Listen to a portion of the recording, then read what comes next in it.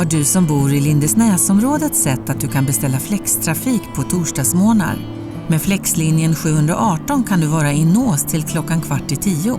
Där kan du ta dig vidare mot Borlänge och Malung med linje 121. Nu är också den tidigare skolskjutsen öppen för alla resenärer. Den körs som linje 381 och går mellan Lindesnäs och Nås alla skoldagar. En bra grej helt enkelt.